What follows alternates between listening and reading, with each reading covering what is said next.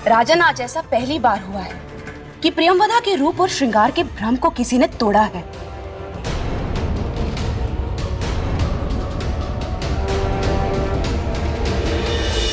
अद्भुत देवी, ये एक सच्चे पुरुष का ही चरित्र था जिसे कोई अन्य स्त्री छू भी नहीं सकी।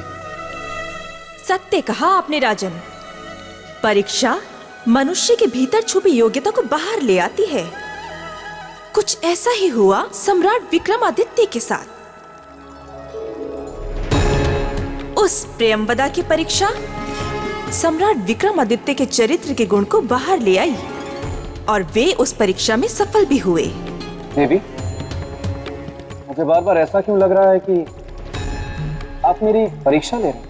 मान लीजिए यदि ऐसा ही हुआ तो आप परीक्षा में हो जाएंगे असफल, क्योंकि आप कोई मेरे मित्र विक्रमादित्य की तरह महान थोड़े हैं। राजन, क्यों अपने बने बनाए सम्मान को धूमिल कर रहे हैं? आप कह दीजिए कि आपने हार मान लिया और अब आप उज्जैनी लौट जाएंगे। हाँ राजन, आपका प्रश्न ये था कि कहीं ऐसा तो नहीं है कि मैं आपकी परीक्षा ले रही हूँ। मेरा जवाब ये है कि मान लीजिए यदि ऐसा ही है तो मैं इतना कहूंगा कि केवल रूप चरित्र की कसौटी नहीं होती, श्रृंगार से प्रेम नहीं होता। श्रृंगार से व्यक्ति केवल आकर्षित होता है और आकर्षण प्रेम का प्रथम अध्याय है। तो कहने का अर्थ ये है कि सम्राट विक्रमादित्य आकर्षित हो चुके थे उस प्रेमवदा पर? नहीं, परंतु प्रियंवदा के प्रेम निवेदन में असफल होने के कारण उनकी परीक्षा और भी कठिन होने वाली थी, क्योंकि प्रेम में असफल प्राणी किसी भी सीमा को पार कर सकता है। सत्य कहा राजन आपने। हमें शीघ्र ही इस लोक से बाहर निकलना होगा, परंतु बाहर जाने का रास्ता दिख नहीं रहा है।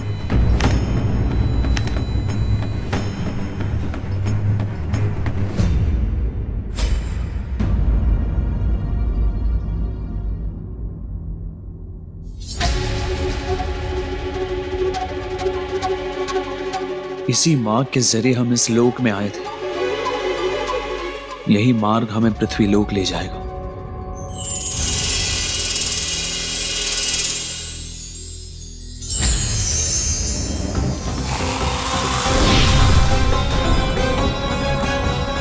राजन, ये श्रृंगार लोक है। यहाँ आना और जाना सब हमारी इच्छा से होता है।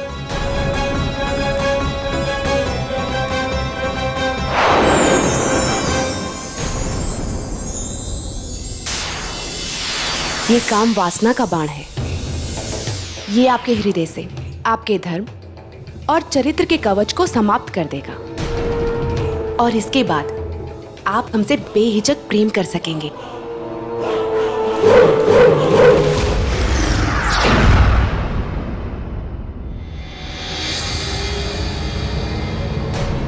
राजन, ये प्रेम बाण है।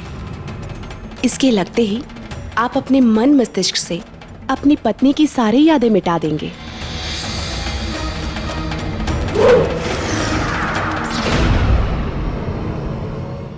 राजन, ये सम्मोहन बाण है। इसके लगते ही आप अपने राज्य, अपनी पत्नी, अपना प्रेम और अपना चरित्र सब भूल जाएंगे और आपको याद रहेगी तो केवल प्रियंवदा।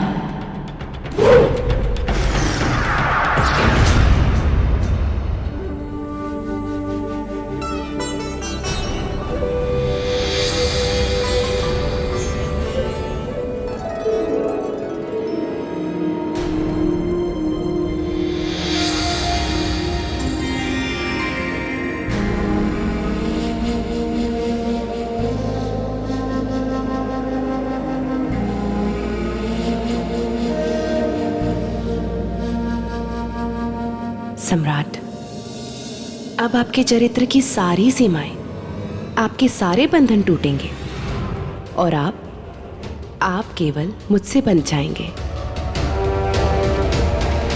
देवी, सम्मोहन, प्रेम और काम वासना ये तीनों तीर सम्राट विक्रमादित्य पर चलाकर उन्हें अपने वश में करना तो गलत है, नीति के विरुद्ध है ये।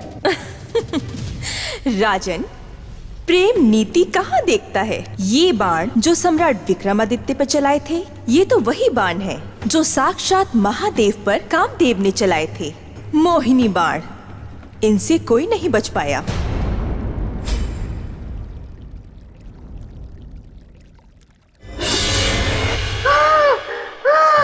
देवी की जय हो। देवी देवी, आप अनुमति दे तो आगे की कथा मैं सुना दूं? ठीक है, सुनाइए।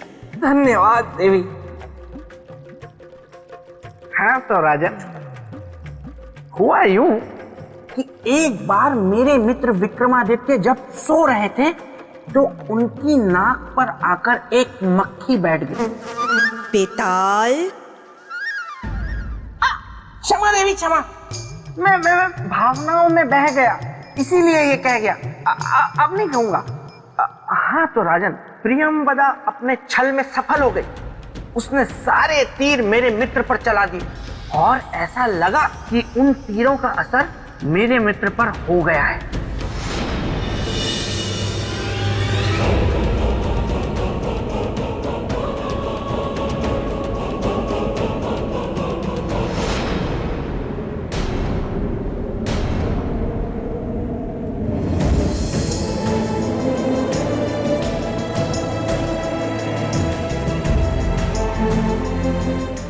देवी, जिस मोहिनी बाण का उपयोग करके आपने हमारे चरित्र को भ्रष्ट करना चाहा, हमारे मन मस्तिष्क से हमारी पत्नी को हटाना चाहा, वो केवल हमारी पत्नी ही नहीं परंतु हमारे चरित्र और हमारे प्रेम की रक्षा कवच है, जो हर पल हमारे साथ है।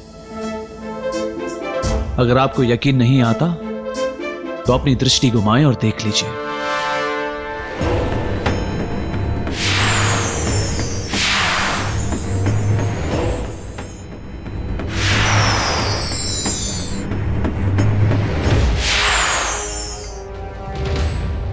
नहीं, ये नहीं हो सकता। किंतु यही सत्य है देवी, और सत्य को झुठलाए मत। कृपा करके हमें पृथ्वीलोक का मार्ग बता दीजिए। अब मैं आपको रोकूंगी नहीं, चले जाइए, मार्ग सामने है।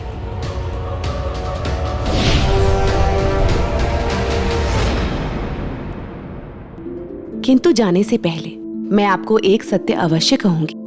कहिए। आपके चरित्र के सामने मेरा रूप हार गया राजन। जाइए, चले जाइए।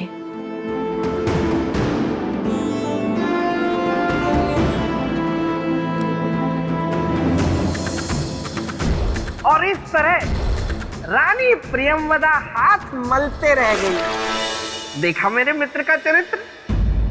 प्रियंवदा बस विक्रम को जाते हुए देखती रही।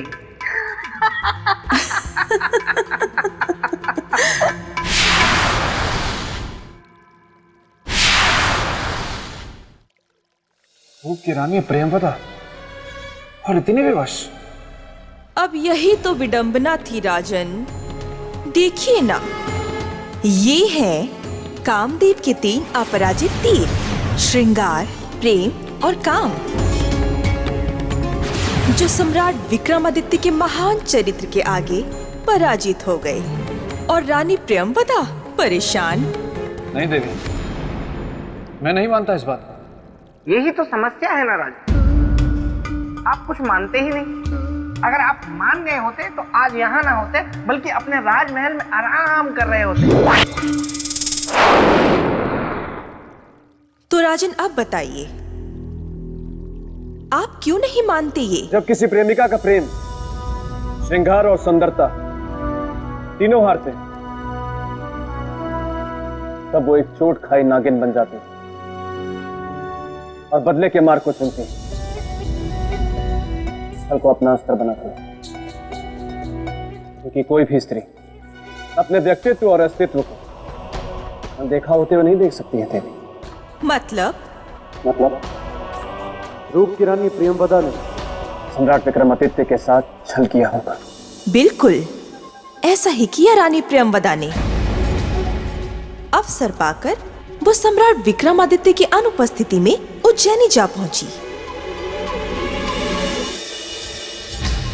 तो ये है चक्रवर्ती सम्राट विक्रमादित्य के धर्म, न्याय और चरित्र की नगरी उज्जैनी, जहां उनके धर्म और चरित्र की गूंज सदा गूंजती रहती है। किंतु विक्रमादित्य, मैं तुम्हारी इसी नगरी उज्जैनी में तुम्हारे पाक साफ दामन पर दाग लगाऊंगी और लोगों को बताऊंगी कि तुम क्या हो। देवी, मैं जिज्ञासु हूं ये जानने के लिए कि आगे क्या हुआ। उस प्रियंवदा ने ऐसा रूप धरा कि उस रूप की रोशनी ने सब कुछ हला।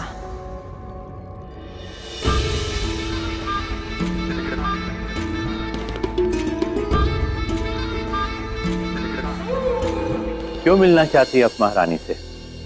प्रयोजन क्या है मिलने का? ये बात केवल हम महारानी से कहेंगे, किसी अन्य से नहीं। तब तो आप महारानी जी से नहीं मिल सकती हैं। ये एक सन्यासिनी का अपमान है और याद रखिएगा, इसका परिणाम आपको भुगतना पड़ेगा। अलग निरंजन।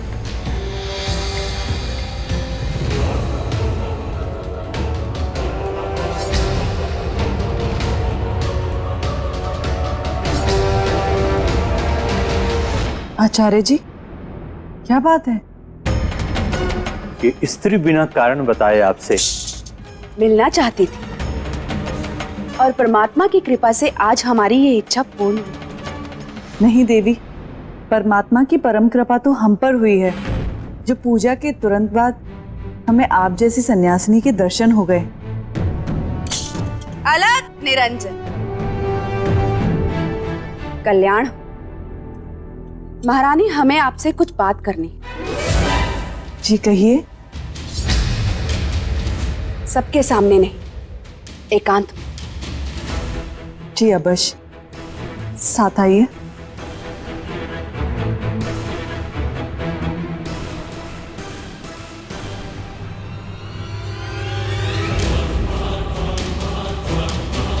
राहु काल में एक अपरिचित इंसान का महल में प्रवेश। हे परमात्मा, रक्षा करना। मैं ढूंढ रही थी उसको, सौंप सकूं जीवन का फल जिसको। मिली मुझे वो, सती सावित्री आज मिली वो। अलग निरंजन, परम पिता परमेश्वर। देवी, हम कुछ समझ नहीं पा रहे हैं।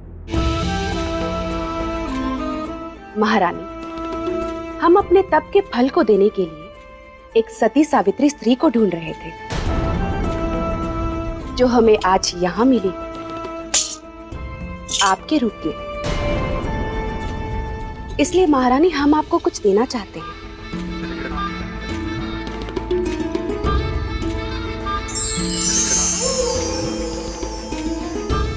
महारानी, हमारे तप के इस फल को ग्रहण कीजिए। इससे आपकी सुंदरता कभी कम नहीं होगी और आपके यौवन पर बुढ़ापे की छाया कभी नहीं पड़ेगी। लीजिए। ये तो हमारा सौभाग्य है कि आपने हमें इस योग्य समझा, किंतु क्षमा कीजिएगा, हम आपके इस तप के फल को स्वीकार नहीं कर सकते। क्या कहा? स्वीकार नहीं कर सकते? जी। इस ना का अर्थ जानती हो मूर्ख? एक साध्वी के निरादर के साथ साथ उसके जीवन और उसके तप को भी व्यर्थ करना, और हम ऐसा नहीं होने देंगे। आपको हमारे तप का फल लेना ही होगा। लीजिए।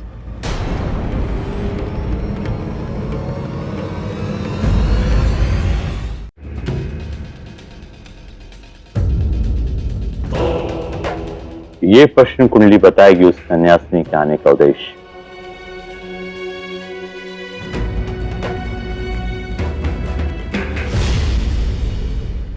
ये क्या छल की रचना है? उसके आने का उद्देश्य अनर्थ, घोर अनर्थ।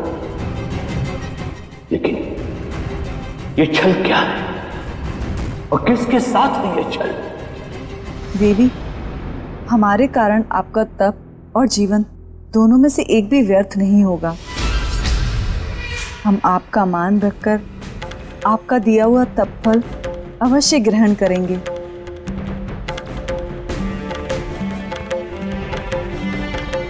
क्या बात है देवी, आपकी आंखों में आंसू? कुछ नहीं। कुछ तो है, बताइए ना। हमने भी तो आपकी बात मानी, तो क्या आप हमारी बात नहीं मानेंगे? कहना शोभा नहीं देगा और हम आपकी दृष्टि में गिर जाए। कभी नहीं। आप हमारे लिए आदरणीय हैं, निसंकोच कहिए। आज आपके रूप और सौंदर्य को देखकर हमारे मन में एक भावना जागी। कुछ पल के लिए ही सही, मुझ में भी आपसे रूपवती बनने का मोह जाग गया। कृपया कुछ पल के लिए आप अपना सौंदर्य मुझे देंगी? किंतु ये कैसे संभव हो सकता है देवी? सुंदरता तो ईश्वरीय देन है। नहीं महारानी, योग बल से कुछ भी संभव है, यदि आप अनुमति दें तो। यदि ये संभव है तो अनुमति है देवी। जब आपने अपने जीवन भर के तप के फल को हमें सौंप दिया, तो क्या हम कुछ पल के लिए अपना रूप, अपना सौंदर्य आपको नहीं दे सकते? सहर्ष लीजिए।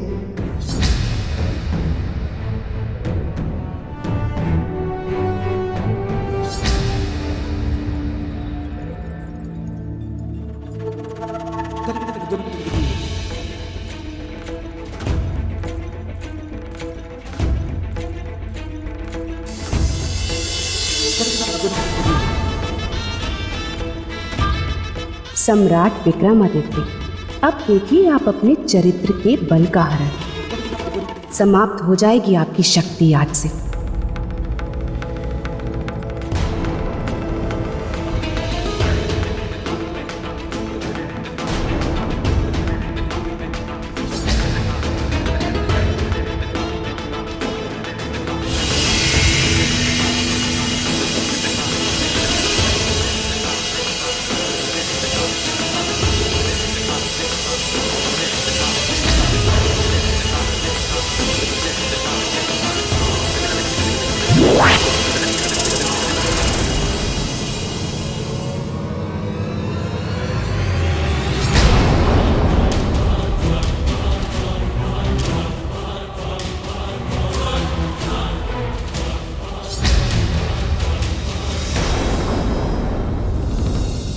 वीरामीर जी, क्या बात है? मुझे अचानक बुलाने का कारण? सब कुशल तो है ना? नहीं सेनापति, आज महारानी से मिलने एक सन्यासिनी आई है। ये तो शुभ ही हो गया। साधु सन्यासी का सत्संग तो सद्गुण का संकेत। परंतु वो सन्यासिनी सच्ची सन्यासिनी नहीं है। यदि ऐसी बात है तो हम चलकर उसे पकड़ लेते हैं। यही तो समस्या है सेनापति, इस संदेह के बाद भी हम उसे पकड़ नहीं सकते। क्यों नहीं पकड़ सकते? ये मुद्दा तो राज्य और राजमहल की सुरक्षा से जुड़ा है। सुरक्षा से अवश्य जुड़ा है, किंतु समस्या ये है कि सम्राट यहां पर नहीं है। चरित्रवान सम्राट विक्रमादित्य, तुम्हारी रक्षा कवच, तुम्हारी पत्नी के रूप को मैंने छीन लिया, ले लिया बदला अपने आप को ठुकराए जाने का। और अब मैं रहूंगी तुम्हारे संग, तुम्हारी पत्नी बनकर।